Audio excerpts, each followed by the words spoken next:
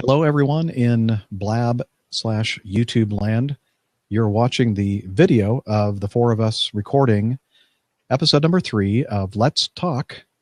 And this time it's about airline travel tips. And if you want to listen to the audio podcast that has all the fancy music in it, head over to sqpn.com, and there you'll find all the great shows at the network, including this one. And without further ado, let's start. Hi, and welcome to Let's Talk. I'm Jeff Nielsen, also known as Captain Jeff, as I am an airline pilot, a captain for a major U.S. legacy airline based in Atlanta. And joining me today to talk about travel tips, we have from the west coast of the United States, Miss Lisa Hendy, who happens to be the founder and editor of CatholicMom.com and best-selling author of Chime Traveler's children's fiction series, The Grace of Yes, The Handbook for Catholic Moms, A Book of Saints for Catholic Moms, and probably about 2 or 3 dozen more books that I don't have a list of all of them here because then we'd take the whole darn show. No, in other words, she is a very prolific Catholic author and a speaker and traveler, etc. Welcome, Lisa. Hey, thanks, Jeff. Hi, everybody. Glad to be here. And I'm actually home today, so that's awesome. That's exciting. Oh, and you're on Catholic television and Catholic radio. You're everywhere. Yeah. The joke is that anytime anybody mentions Lisa's name, I always say, Lisa who? And also joining us from Oklahoma, we have Steve Nelson, who is a pilgrim, an adventurer, a missionary, teacher, learner, polythinker. To tell us about that. And also, you've been reading my bio again. A world traveler, and he is the host of the website everythingesteban.com. Welcome, Steve. Thank you very much. I'm very happy to be here. We're happy to have you with us. And finally, last but not least, we have Sarah Vabulous. She works in the digital marketing software industry now, but after hours, she's a Catholic geek, a home brewer, and beer connoisseur at Catholic Drinky. She's also an author, the Catholic Drinky's Guide to Homebrewed Evangelism, and she's also a prolific traveler as well. So welcome, Sarah. Oh, thanks for inviting me on. I'm super excited to talk about travel. It gets me really pumped. Well, when I thought about travel, I thought about all of you because, and I'm an airline pilot, and I do a lot of traveling, but I think you guys travel more than I do, at least farther abroad than I do. So we thought it'd be a good idea because there are a lot of people that watch the show, a lot of people in the SQPN community that travel quite a bit, and thought it'd be a nice little discussion about travel tips from some seasoned travelers. So to start it off, why don't we talk about, okay, here's a big one. How about when you book travel, do you if you have to make a connection, we talked about this a little bit before we started recording. Some of us, if we're living in the Atlanta area, we don't normally have to make any connections because we can pretty much go nonstop just about everywhere. But if you live in, let's say, Fresno, California, or Tulsa, Stillwater, Oklahoma, you have to make connections. And when you're doing so, do you either of you take the time or the energy effort to ensure that you have a reasonable amount of time between flights, or do you just say whatever the airline tells me, that's what I'm going to do?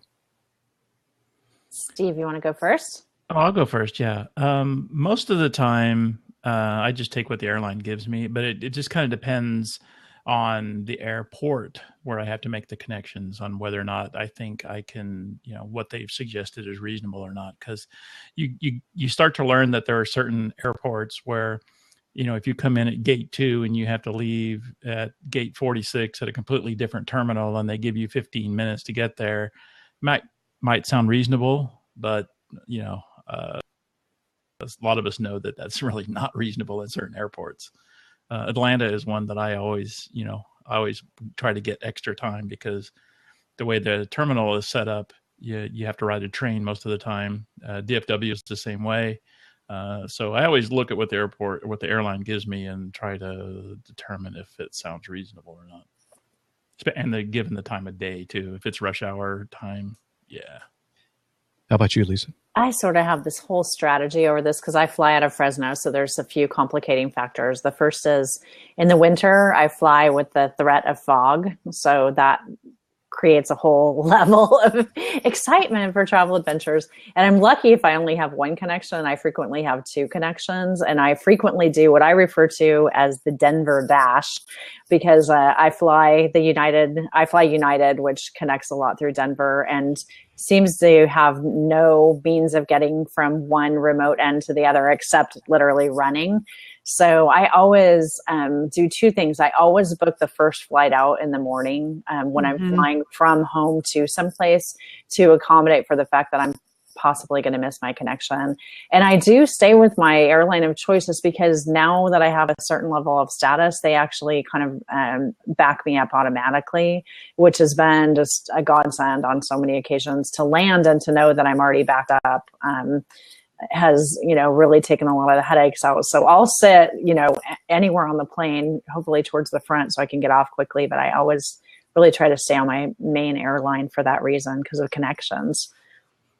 Yeah, I mean, when I have to make connections, which coming out of Atlanta, unless I'm going to visit friends in smaller towns or whatnot, if I'm going to a big city, it's not an issue.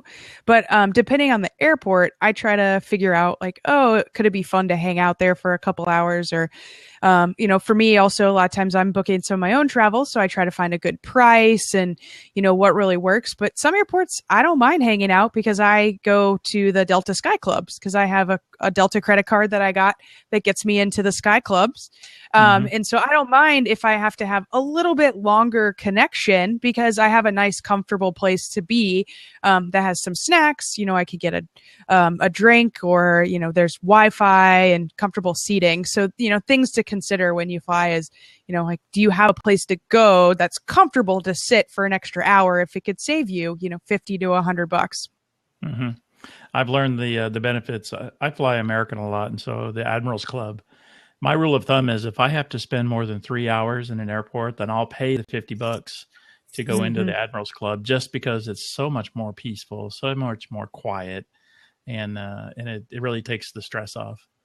But I'm like Lisa as well. During the winter, I always fly out of Tulsa or Oklahoma City, and I always have to go to a hub, and it could be Dallas, Houston, Chicago, Detroit, or Denver. Those are the main ones. So in the winter, I try to avoid the winter hubs. And in the summer, I try to avoid Dallas, particularly because they have a lot of pop-up thunderstorms late in the afternoon.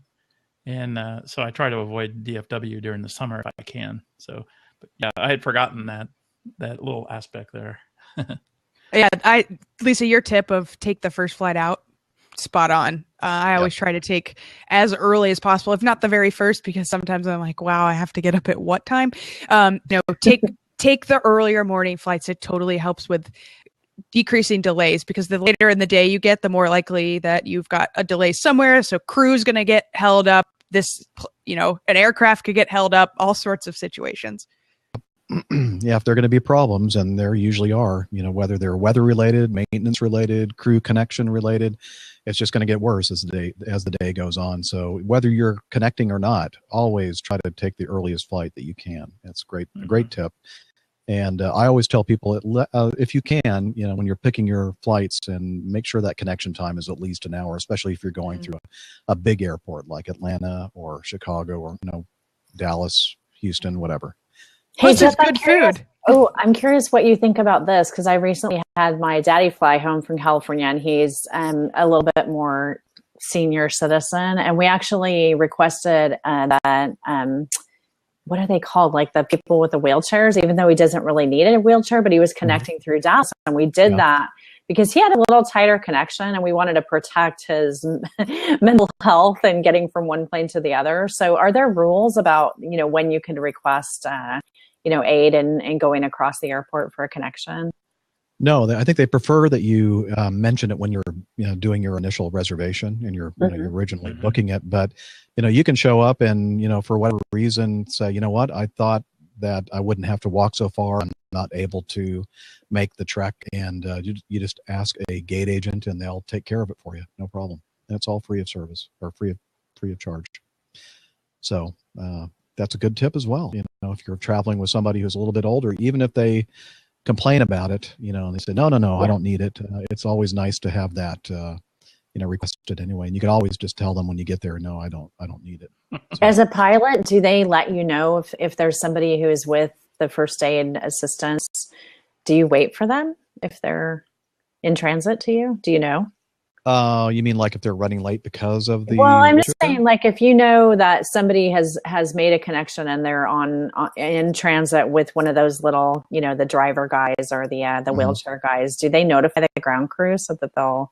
They don't notify us. That's kind of, at my airline at least, that's a function for the gate agent to handle. And when the gate agent decides that the flight is closed out, then it doesn't matter. It doesn't matter. I have no control over that. So once we back away from the gate, then I'm in charge. But until then, it's scary. I get out of the way. Unless, of course, I know that it's your dad in a wheelchair. And I'll do whatever I can. Love you, Daddy. So great tips. So how about packing? Packing is always a big question and discussion. Like a lot of people would say, I never, take anything carry on because it's such a hassle. I always check all my bags. On the other hand, many people, especially these days, say, I never check bags because it costs extra and you never know if it's going to show up where you are. So I do everything carry on completely. So what say you, Steve? What say me? Well, my rule of thumb is I look at the flight also to see how much of a connection time I've got. And if I think I'm going to have to run through an airport, then I'll check my bag. Especially, and of course it all depends on how much you have to take. And it really, I've gotten it down to where I'm a pretty lean packer, but there are some times where I may have to take 2 suits and 2 extra pairs of shoes and that kind of stuff. And so I just can't do a carry-on. But if I have the choice, I will try to carry it on if all possible. But sometimes I just kind of wing it and say, well, I think I'm going to have to rush a lot, so I'll check it and let the airline, move it around for me. Luckily, though, I've not had any real issues in the last couple of years. Well, now you will. Now that you said that. I'm going to go to Tampa next week. How about you? I always check my bag. I'm that person. It's just easier for me as a woman. I have like makeup and shampoo and things. And, I know a lot of people are pro like carry on, but I also have a bum knee. So for me, it's much easier for me to check my bag. Again, another reason why I got that Delta American Express. I get a check bag for free, whether I have Delta status or not. Thankfully, I have some status, but if that fades, I can still check my bag for free. And it's really nice. And, knock on wood, I haven't had too much trouble. And it just saves me a lot of heartache especially if you don't get a great zone. Am I going to get my bag on this flight? And, you almost feel like it's a contest to see who can get on the plane first to shove the bag up there. And it just makes me much more relaxed to not have to fuss over, elbowing people and getting to the front of the line in my zone to make sure that I'm going to get my bag on. If you're zone 2 or zone 3 on Delta, your bag's probably not getting on the plane. So you might as well just try to check that bad boy. That's true. And, at least with Delta Airlines, if you show up to the gate and, you think, well, you know what? And now I wish I'd checked my bag, and they're always asking for volunteers for checked bags. It doesn't I think most airlines don't charge anything once you're already there at the gate. At least Delta doesn't. And the nice thing about that is that I think you have a much better chance that the bag is not going to get lost because they're just taking it from right there at the gate, taking it downstairs, and it's going right on the airplane. No, that's correct. And it comes off first too, right, with the priority bags. Right. So it's really convenient. So there's a tip for you right there. Lisa, do you check or carry everything on? Divas always check their bag stuff. Okay. Right? No, you should have known. No, actually, it's really similar to what Steve said, just because of the connection. So I do usually check, and also I'm frequently carrying books in the bag with me that kind of weight it down a little bit. But it's interesting. One of the people in our chat room is mentioning international flights. And one thing I was going to say that I've learned on international flights is don't assume when you check your bag that it's going to end up at your destination. You always have to remember when you get those cross transit border connections that you've got to go pick it up and kind of hand carry it through. I've been standing at the baggage claim multiple times in foreign countries when Americans have been standing there waiting for their bag and didn't realize in their intermediary flight that they needed to actually walk that through customs and get it onto the next flight. So it's a good thing to remember. So you're telling me that if I flew from Atlanta to, let's say, Paris, and then somewhere on after that, that I would have to actually go and get my bag and then recheck it to go on to Yeah. So, for example, when I went to the Philippines, I connected through Tokyo. And so in Tokyo, I had to actually get my bag, take it through international customs there, and then just kind of drop it on another baggage, that would be on the next flight. And so then it would be there for me in the Philippines. But a lot of people, for some reason, they don't tell you that necessarily when you check in. And so it's kind of like you can find out when you get to your ultimate destination and the bag's not there. So it's good always to ask it when you're checking a bag, do I need to check it, in my intermediary stop? And I mean, almost every time that I fly that way, Steve will tell you too. That's a typical thing that you have to do. Right, Steve? Right. And I just learned something new on my latest trip, that something I hadn't heard, and it's what they call international transfers, where you don't actually go through customs, but you do have to pick it up and move it. But you're not, I don't know why you have to do it, but you actually have to physically get your bag and walk it over to a different carousel and put it on that one. They do that in Atlanta. It's, if you have a connecting flight, you're coming in internationally through Atlanta and then you're going somewhere else in the US, you have to go get your bag and recheck it. Thankfully, you are shoved into the area where you get your bag internationally. And so it's very clear that here are the bag carousels, like get your bag. But I know not all airports are like that here in the States. And, the JFK, you have to do that, lots of them. I've experienced several times where you've had to actually go through customs and that kind of thing, go out of security, and then you recheck it on, to your other destination. But this transfer thing is you stay inside the secure zone, but you still have to move your bag. So that was good, but it was a little bit of a surprise. Yeah, that's a kind of a surprise to me. But at least if you don't have to go through security, customs and immigration again, that's at least a thing. Wow. Okay. So you're about to go on this great trip. Let's say, Steve, you're about to go to the Holy Land. And you're thinking, well, I got a lot of U.S. dollars here, but I'm sure I'm going to need the local currency. So, what do we do in this case? Do we get our money exchanged before we even leave the U.S. for our trip to the Holy Land, or do we wait till we're over there, or do we not even worry about cash? You want me to answer that question? Yeah. Okay. I have found that there's quite a few countries that will accept American dollars as equal to their local currency. So I always research that first. But if it is a country where I have to have local currency, then I will wait and do it at an ATM. I don't buy the currency before I leave because you'll pay a service charge, in addition to a transfer fee, and I do not use the currency exchange places that you find in airports because their fees are just really exorbitant. So I wait until I get away from the airport, and then I'll find a secure ATM and use that. Okay. That would. Yep. Same as Steve. If I have, like when I go to Europe, I always try to come home with a little bit of euro so I can hold on to it because, it's sort of like throwing a coin into the Trevi fountain. You hope that you're going to go back. So I always keep some euro around so that, when I do go back, it's not much, I have like 20 or 30 euro right now. So very nominal amount, but enough that if I needed to do something with some cash, if I go to Europe, I have it. But first thing I do after I check in is go find a secure ATM and just pay that ATM fee and try to pull out as much as I can for the week. So that way I can minimize the ATM fees. But, when I went to Dubai, 2 years ago, that's what I did. I just went to an ATM, pulled out some cash, and it was enough cash to last me for the 4 days that I was there. And so it worked out great. I went there, I had no dirham, but I needed some cash. So I went and pulled out 100 dirham and it was $28, but it lasted me for 4 days because, things were so cheap as far as food goes. So it worked. I'm imagining that Lisa probably has like this closet full of these different full of cash. Seeds, things where you pay in beans.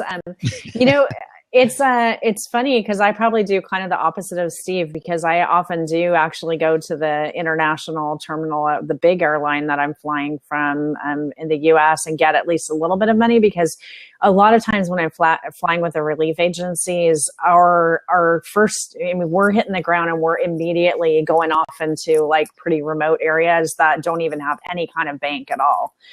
So I will get a little bit of cash to have with me. And the other thing, just to say, though, when we're talking about ATMs, is to be sure to notify your bank at least a week in advance that you're going to be traveling, because, the first thing they're going to do when they see an overseas thing, if you haven't notified them, is freeze your cards. And so, call them and give them your itinerary, or log on to your bank website so you don't get stuck over there with no access.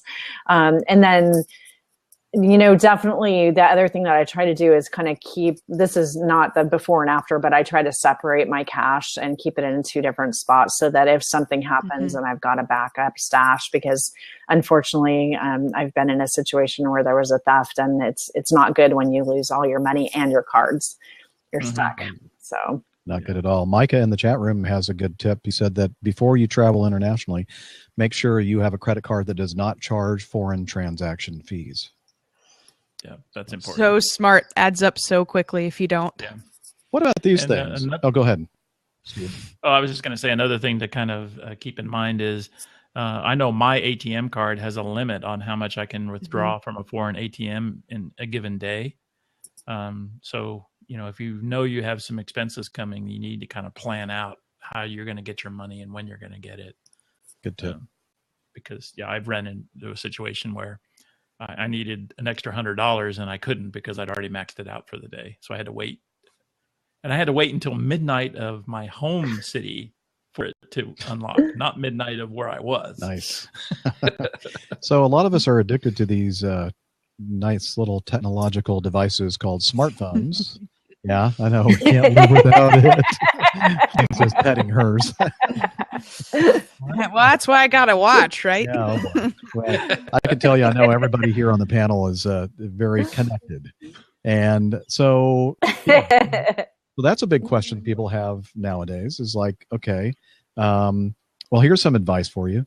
If you haven't already planned, beforehand, make sure that you turn off your data roaming. Because you're going to get a very, very large bill unless, again, you've planned beforehand and have, signed up for an international data roaming plan or a different SIM chip or whatever. I don't know. Do you guys have any tips regarding that? I just want to say this is not really a tip, but it's kind of like a mental thing that I've come to in the last couple of years. I don't pay for data roaming when I'm traveling. I'm on the CatholicMom.com budget, which is about this big, and we don't have money for that. So, but I actually find it a relief not to be constantly connected when I'm in an international country. So, if the places that I'm going to be at have Wi-Fi that I can check in at a couple times a day, like in the morning and at night, I find it enjoyable to simply travel and be out in God's glory and not constantly feeling like I have to be, Instagramming everything. And so for me, those times when I'm not tethered all the time have become almost a retreat kind of travel, that I actually look forward to. And, we have to be connected in a certain extent, but most of us can survive, 6 to 8 hours without a constant connection. So that's just kind of where I am on that one now. For me, it just depends on whether I'm traveling for work or pleasure. If it's work, then I have to stay connected. But I don't travel internationally for work, so that's not the issue. But internationally, then I'm like Lisa. I try to disconnect. Although when I was on my last trip, I was in Jordan and Israel, and the buses we were on had Wi-Fi, but the hotels didn't. Oh. So when we were going down the highway, I could check my email. But when I got to the hotel, it was, well, they had it, but it wasn't really functional. So it was just weird. It was really weird that I could do it on the bus, but not in the room. I've heard, I do a lot of international traveling myself. I haven't in many, many years, but long before we had these fancy smartphone devices. But these built-in GPSs and maps and all that kind of stuff, if you're wandering around a big city, it's kind of nice to go, ooh, okay, where am I and how do I get back? So what if you don't have the data thing connected? Is there a way that you can maybe download maps to your device and still use the GPS antenna without using the cellular data?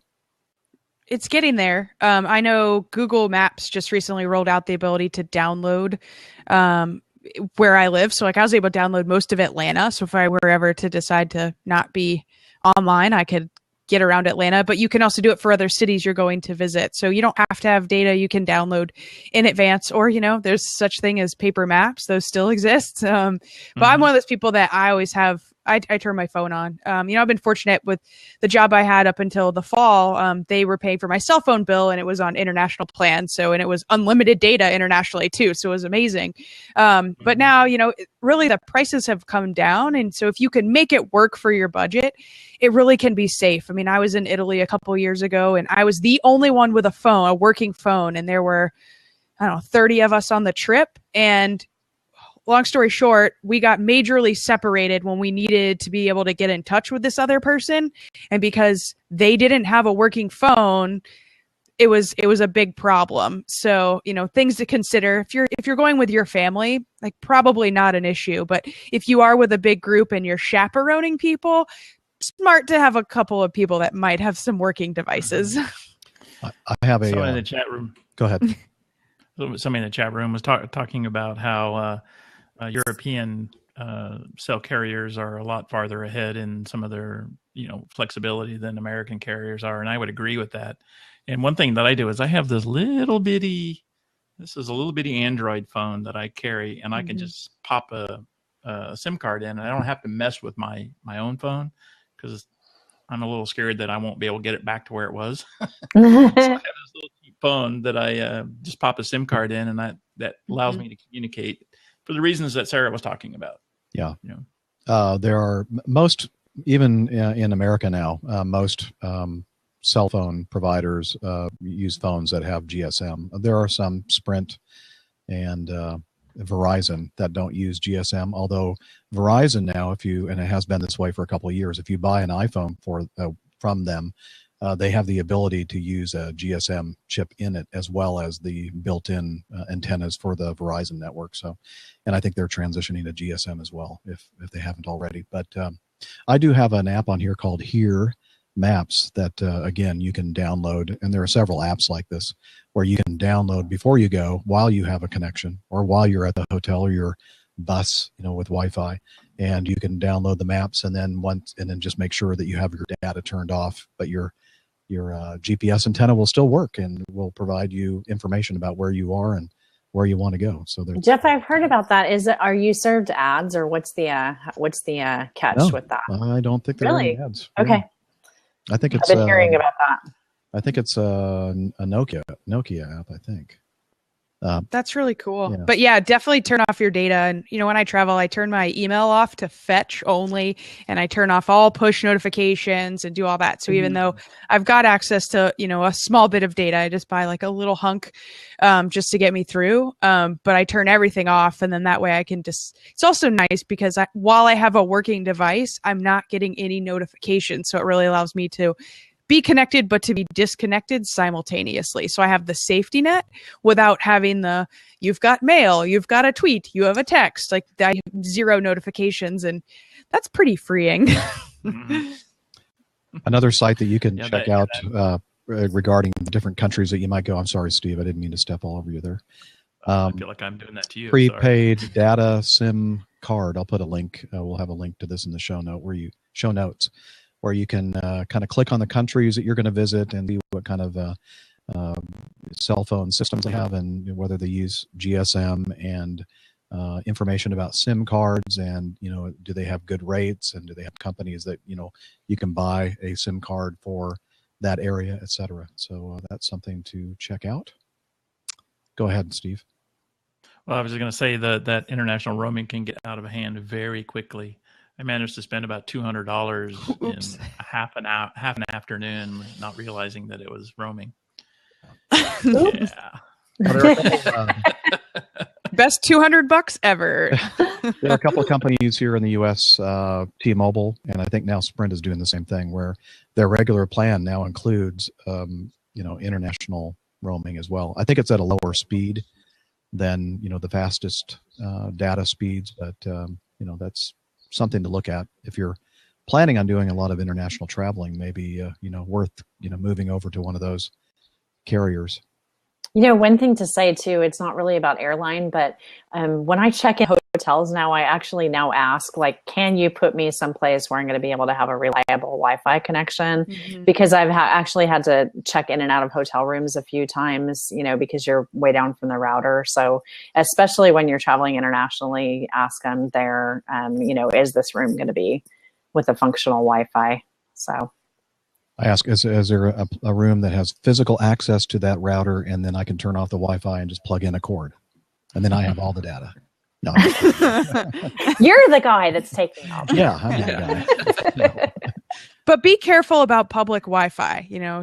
Put up that notification too. I mean, you got to be careful about what you have on the device that you're accessing public Wi-Fi with, because people can steal your personal information, whatever you have. So, while it's great, Wi-Fi is good, it is public. So you have to be careful. That's a good point. They do make actually little tiny, miniature, like hotspot kind of things that have built-in security and what do they call that when they scramble everything up? They've been encryption. Encryption. Thank you. They've been talking about that a lot lately, Apple and the FBI.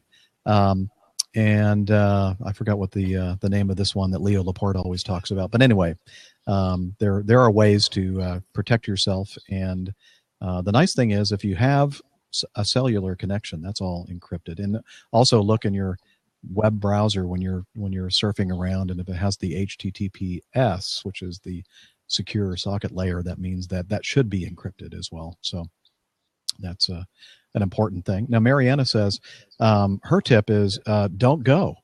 No planning, no packing, no paying, no panic attack meds. Just stay home and watch the Airline guy. Thank you, Mariana. That's a good tip, although I think that if you really want to travel, that's not very practical. Let's see. Oh, here's a good one. Nev in the chat room. I have only one airline travel tip. Never, just never argue with security or immigration. I did once. Just the once. Yeah. You'll never win. Never. Ever. Yeah. That's good travel advice. And I think to expand on that, like, just go up with a smile. Don't have your cell phone out. Like, look them in the eye. Be polite. You get through much more quickly. If you go up looking like you're irritated, it's not good. Not to say that Neville wasn't irritated, but no, Neville never gets irritated or goes on rants. Dom Bettinelli, our chief executive officer at executive director at SQPN, sent this blog post by Andreas Widmer, who was a former Swiss Guard and successful businessman. And he had a blog post about his travel tips. And we've covered several of these, but he says, number one, because you just said it, Lisa, about dressing well. He said, dress well when you travel. You'll get treated very differently if you wear a tie and a jacket, especially when you travel for business. This reduces your luggage if you wear your suit jacket rather than having to pack it. And in my experience, if my experience is indicative, you'll regularly get free upgrades and other perks. So look nice when you're traveling, he says. And wear compression travel socks to avoid blood clots, especially on those very long flights. I wear those knee-high kind of socks, and I have for quite some time, just because I don't like my socks falling down on my calves. But they also have the the dual effect of providing compression as well. It's got a lot of good tips here. We'll put this link in the show notes as well, so you can check out all 15 links. But my favorite travel tip is I have outfits. I have travel outfits. I wear the same thing when I fly, like every single time. because I know it's comfortable. I know it works. I've got pockets. I do my thing. And then I have this, I pack the same outfits too. So I know it's really dorky, but I pack my suitcase exactly the same every time, but it helps me from forgetting to pack something. So I have just, that's what I do. I have my uniform, I call it, and it works. Hey, I have a travel tip for you. Yeah. Have you ever seen Father Roderick and how he travels and how little he travels with? Become a priest. Everything is black. Absolutely everything that you have is black. And it matches everything. So, of course, that's not very practical either. Go ahead. I had a job one time where I had to commute every week from Tulsa to Boston for 2 years, and then Tulsa to Houston for 2 years. And so I was packing every Sunday night, and then traveling throughout the week. And I had to start keeping a checklist because I would forget something. And remembering I had put it in the bag, but I was remembering it from a previous trip. And then I'd show up and it's like, no socks. So I started keeping checklists, and I still use them, even though I don't travel as regularly as that. Still pretty regularly, but not as regularly. But I still go over the checklist because it's like, I almost left the belt, or I almost left this. And I find it really helpful to have. That's a good idea. And many of those watching are part of the APG community, and are into aviation and travel, and a lot of them are pilots themselves, and we all know how important checklists are. So, very good point. Yes, thank you for your checklist. Well, I think it might be time for our tips of the week.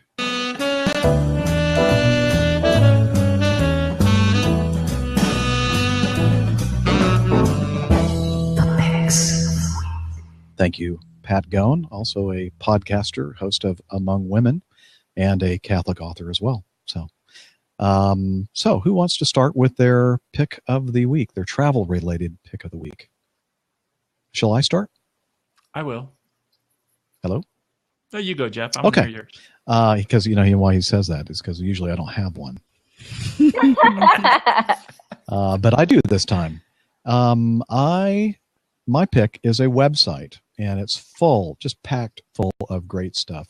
This man he calls himself Johnny Jet, and that's johnnyjet.com. And he comes on every week to the Tech Guy podcast and talks with Leo Laporte, the host of that show.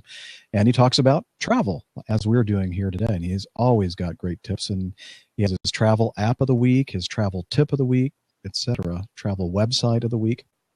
And all that is there.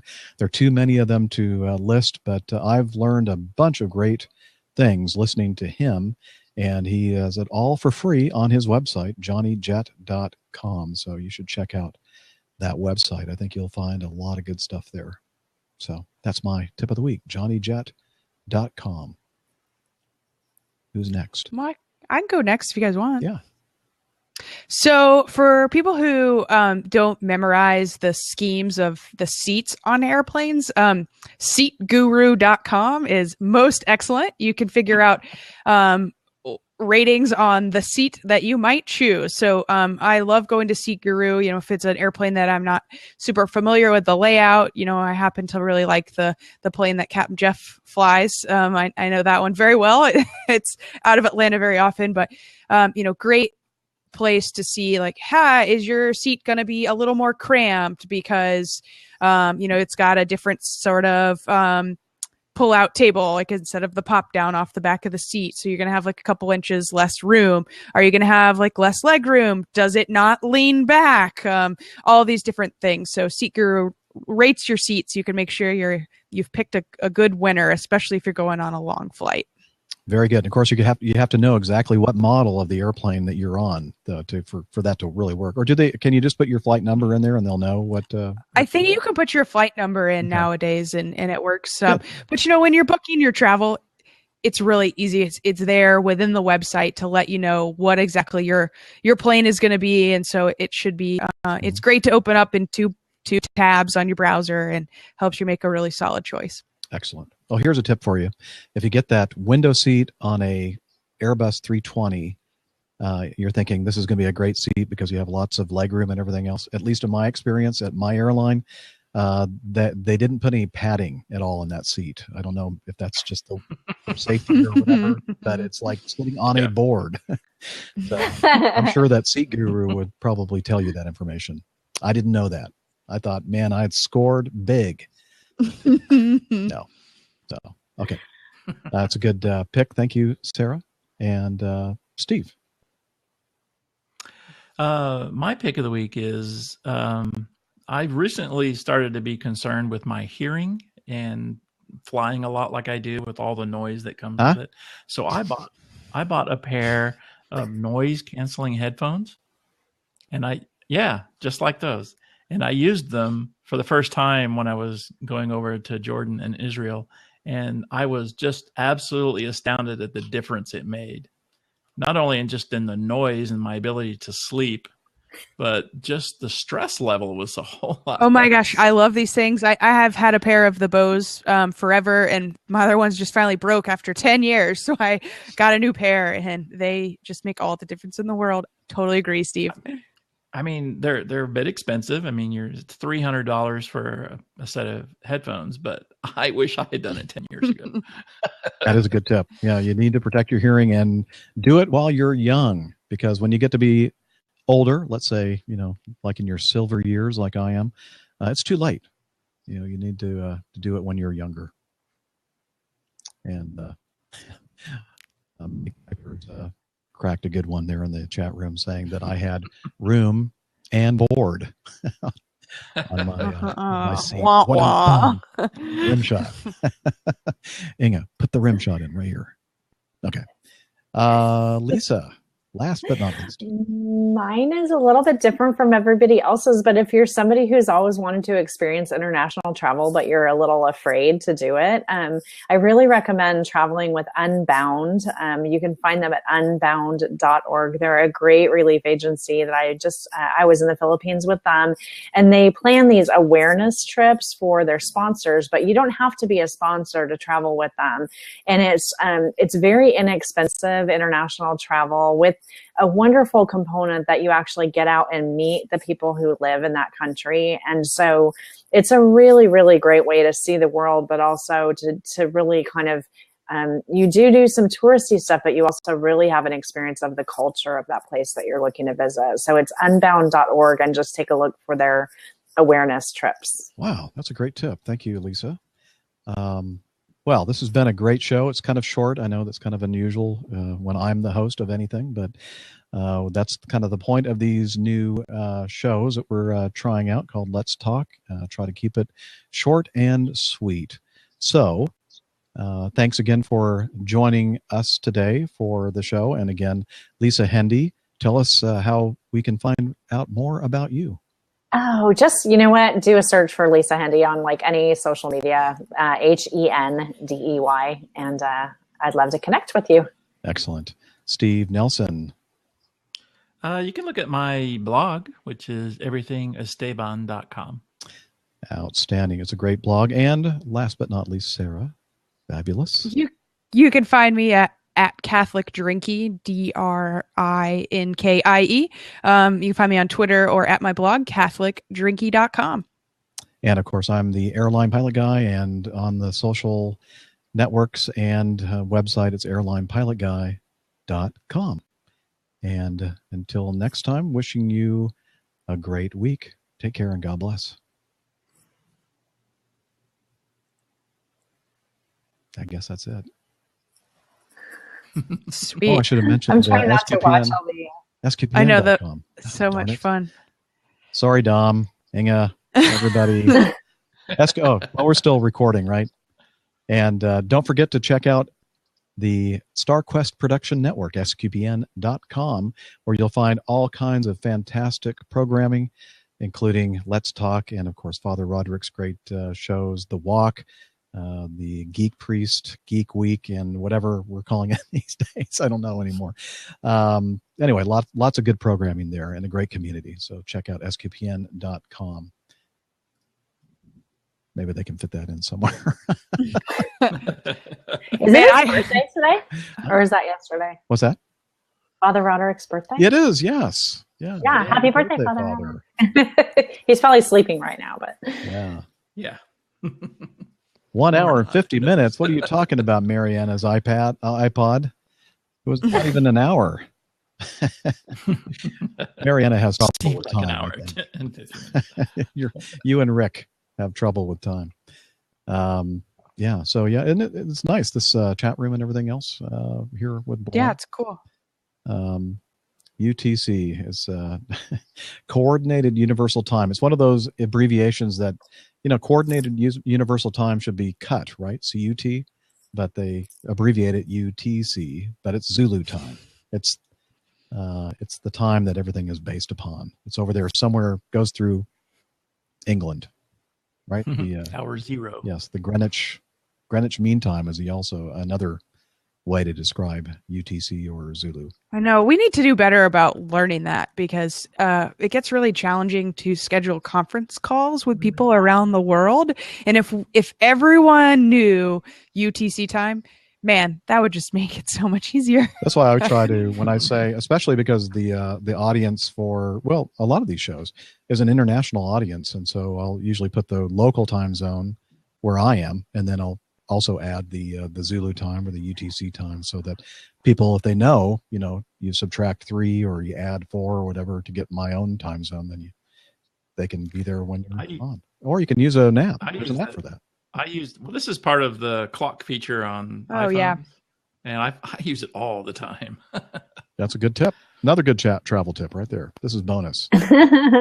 Yeah. Oh man, I could talk travel tips all day. I'm so ritualistic about my travel, but it's how I just don't forget anything, and I don't know, feel like it's good luck or something to do the same thing every time. Well, it's always about, or to me, it's always about trying to reduce that stress level as best you can. And I think most of these tips, basically that's the result. If you do these, if you follow these, you'll have a less stressful experience, and you'll be able to enjoy the traveling more. Yeah. I'm a big fan of packing cubes. Oh yeah, that's a good idea too. Those have been great. What else? But spending a little bit more money for real luggage and not the stuff you get at your discount hardware store. Yeah. Hey, Steve, how was your trip? I want to hear it from your fantastic. words. I know the pictures were amazing. I don't know how to explain it. That's basically what Father or what Mountain says, and I know Father Daryl went recently too, and he said the same thing. So